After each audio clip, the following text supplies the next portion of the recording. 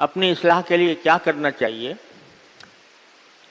اس کا پہلا قدم یہ ہے کہ ایک تو اللہ تعالیٰ کی بارگاہ میں حاضر ہو کر اپنی ساری پچھلی زندگی کے گناہوں کی معافی مانگے، انسان اللہ تعالیٰ سے مغفرت طلب کرے، اور یہ بات ذہن میں رکھے کہ ہم جن مصائب و آلام کا شکار ہیں اس وقت، پورا ملک بلکہ پورا عالم اسلام، در حقیقت وہ ہماری اپنی بدعملی کا نتیجہ ہے۔ لہذا ہر انسان کو اللہ تبارک و تعالیٰ کی بارگاہ میں حاضر ہو کر توبہ اور استغفار کرنا چاہیے اور کرتے رہنا چاہیے، کیونکہ انہی بدعملیوں کی شامت ہے جس میں ہم گرفتار ہیں۔ تو اللہ تعالیٰ سے رجوع کر کے توبہ کریں اور ساتھ ہی اللہ تعالیٰ سے یہ مانگیں کہ اللہ ہم سے اس شامت اعمال کو دور فرما دے۔ تو اللہ تعالیٰ کی رحمت سے کبھی مایوس نہیں ہونا چاہیے، وہ ہمارے دن بدل سکتا ہے، ہمارے حالات میں انقلاب لا سکتا ہے، اگر ہم صحیح معنی میں اس کی طرف رجوع کرنے والے بن جائیں۔ تو پہلا قدم تو یہ ہے۔ دوسرا قدم جو آج کے معاشرے میں بہت ہی زیادہ اہم ہو گیا ہے، وہ یہ ہے کہ دین کا ضروری علم ہر انسان کو، ہر مسلمان کو حاصل ہو۔ ہمارا دین ہمیں عبادات بھی سکھاتا ہے، ہمیں خرید و فروخت کے معاملات بھی سکھاتا ہے، ہمیں آپس میں رہنے اور ملنے جلنے کے آداب بھی سکھاتا ہے، ہمیں اخلاق کو درست کرنے کے طریقے بھی بتاتا ہے۔ تو انسان کو ان تمام شعبوں میں دین کا صحیح علم حاصل ہونا چاہیے۔ صحیح علم ہونے کے معنی یہ نہیں ہے کہ ہر شخص پورا عالم بنے اور کسی مدرسے میں داخل ہو کر 8 سال تک درس نظامی کی تعلیم حاصل کرے۔ یہ تو ہر انسان کے ذمے فرض عین نہیں ہے، فرض کفایہ ہے کہ کچھ لوگ اگر عالم بن جائیں تو پھر پورے معاشرے کی طرف سے فریضہ ادا ہو جاتا ہے۔ لیکن علم کا ایک حصہ وہ ہے جو فرض عین ہے، ہر انسان کے ذمے فرض ہے کہ وہ اتنا دین کا علم حاصل کرے جس کے ذریعے وہ ایک مسلمان کی زندگی گزار سکے۔ اس میں عبادات کا علم بھی، معاملات کا بھی، معاشرت کا بھی، اخلاق کا بھی۔ لیکن افسوس یہ ہے کہ سوائے ان لوگوں کے جو کسی مدرسے میں تعلیم پا رہے ہیں یا کسی بزرگ کے ساتھ ان کی نسبت ہے یا تبلیغی جماعت سے وابستہ ہیں،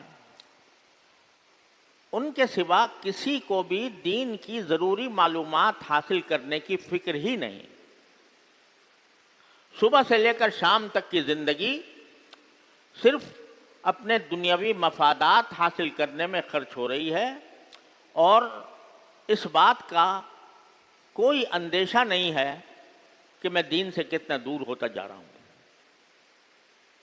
بڑی بڑی درسگاہیں بنی ہوئی ہیں اسکولوں اور کالجوں یونیورسٹیوں کی شکل میں، جس میں سب کچھ پڑھایا جاتا ہے جیسا بھی پڑھایا جاتا ہے، لیکن دین کی بنیادی معلومات افسوس ہے کہ وہاں وہ بھی نہیں دی جاتی۔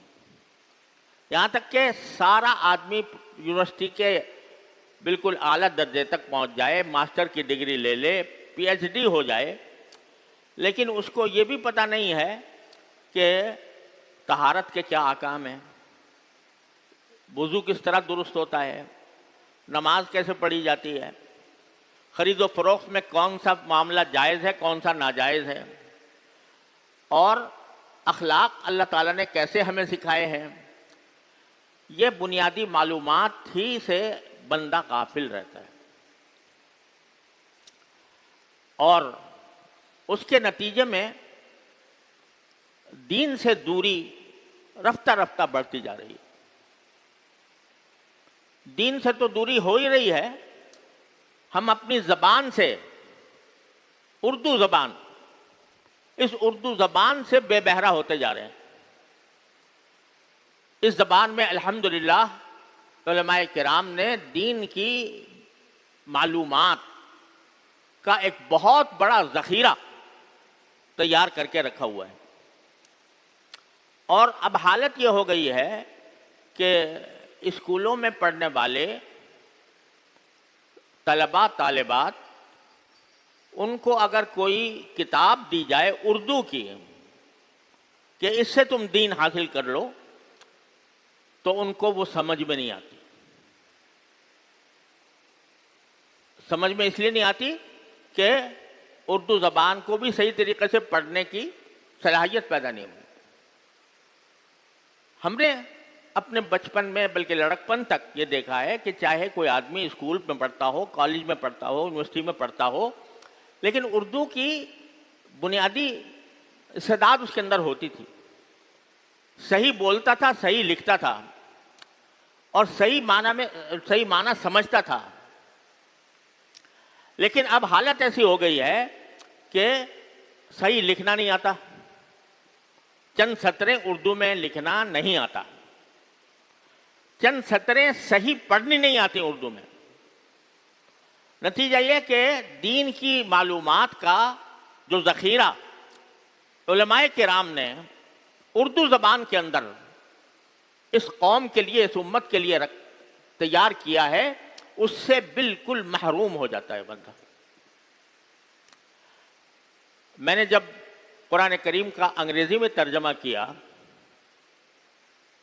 پہلے میں نے انگریزی میں ترجمہ کیا تھا یہ سوچ کر کہ انگریزی میں کوئی مستند ترجمہ قرآن کریم کا موجود نہیں ہے، زیادہ تر غیر مسلموں کے کیے ہوئے تراجم ہیں، اور اگر کسی مسلمان کا ہے بھی تو اس کے اندر غلطیاں ہیں۔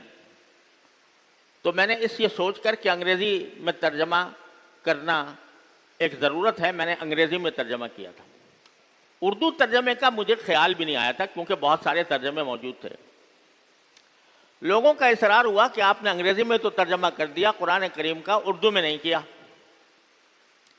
تو میں نے کہا بھائی اردو میں کرنے کی کیا ضرورت ہے، اتنے بڑے بڑے علماء کے تراجم موجود ہیں، ہر طرح کے تراجم ہیں، حضرت شاہ رفیع الدین صاحب کا ترجمہ، حضرت شاہ عبد القادر صاحب کا ترجمہ، حضرت شیخ الہند کا ترجمہ، حضرت حکیم الامت مولانا اشرف علی صاحب تھانوی کا ترجمہ، حضرت مولانا فتح احمد جالندری کا ترجمہ، بے شمار ترجمے موجود ہیں۔ تو مجھے کیا ضرورت ہے کہ میں وہ ترجمے، کوئی نیا ترجمہ کروں؟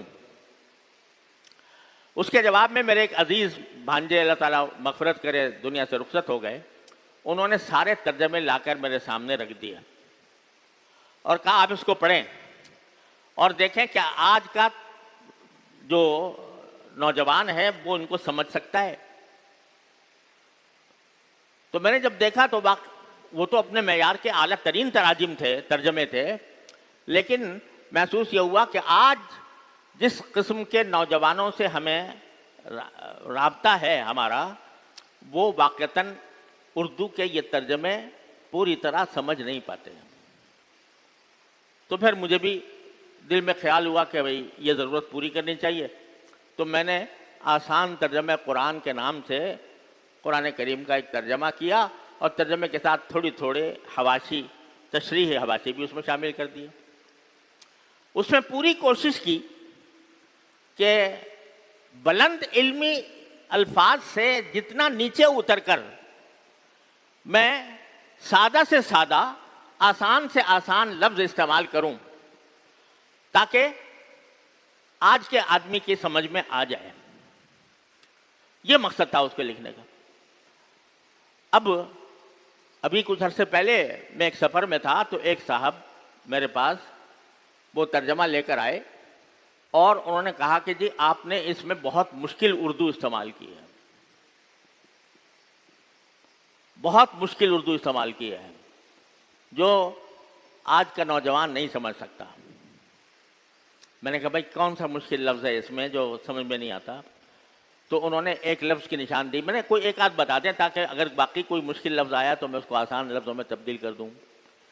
تو میں نے ایک جگہ لکھا تھا کہ مکہ مکرمہ کے مشرکوں نے من گھڑت بتوں کی پرستی شروع کر رکھی تھی.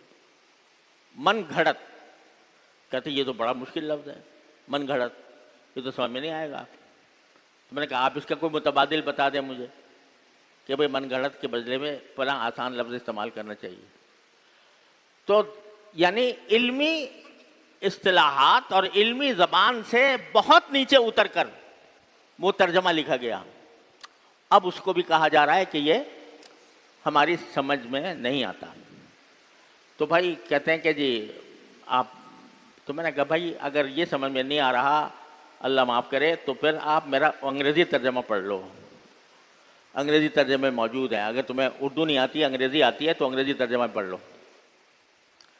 لیکن حالت یہ ہو گئی ہے کہ بالکل آسان سے آسان لفظ بھی سمجھنا, بولنا غلط بولتے ہیں. یہ پتہ نہیں ہے کہ کون سا لفظ کس جگہ استعمال ہونا چاہیے. عام بات ہے کہ لوگ جب آتے ہیں تو کہتے ہیں میں آپ کے پاس تشریف لایا ہوں, میں آپ کے پاس آپ سے ملنے کے لیے تشریف لایا ہوں, یہ بولتے ہیں. اور جب آپ حاضر ہوں گے, جب دفتر میں حاضر ہوں گے تو اس وقت میں وہاں پر تشریف لاؤں گا. تو یہ پتہ نہیں ہے کہ تشریف لانا کیا ہوتا ہے اور حاضر ہونا کیا ہوتا ہے, کس موقع پر کیا چیز استعمال کی جاتی ہے. اس قدر جہالت بڑھ گئی ہے کہ اردو زبان سے دور ہوتے چلے جا رہے ہیں, جس کا نتیجہ یہ ہے کہ پورا ہمارا جو دینی ورثہ ہے وہ ان کے لیے بیکار ہو گیا. بڑا غلط لفظ میں استعمال کر رہا ہوں بیکار کا, حقیقت میں یہ کہ وہ بیکار ہو گئے اس ورثے سے, محروم ہو گئے اس ورثے سے, کیونکہ اردو نہیں آتی. تو اب کس طرح ان کو دین سے واقف کرایا جائے؟ آسان سے آسان کتابیں موجود ہیں اور لکھ دی گئی ہیں, تیار کر دی گئی ہیں, لیکن پڑھنے والا نہیں, اس لیے کہ فکر نہیں, اپنی اصلاح کی فکر نہیں. جب اصلاح کی فکر نہیں تو پھر علم کہاں سے آئے؟ جو بنیادی علم جس کے بارے میں رسول کریم صلی اللہ علیہ وسلم نے ارشاد فرمایا تھا کہ طلب العلم فریضۃ علی کل مسلم, علم کا طلب کرنا ہر مسلمان کے ذمے فرض ہے. فرض ہونے کے معنی یہ ہے کہ ایسا ہی فرض ہے جیسے نماز فرض ہے, جیسے روزہ فرض ہے, جیسے زکوٰۃ فرض ہے, جیسے حج فرض ہے. اسی طرح ضروری علم حاصل کرنا ہر شخص کو اپنے زندگی کے دائرے میں جتنی معلومات دین کی ہونی چاہیے وہ اس کو حاصل ہو, لیکن نہیں.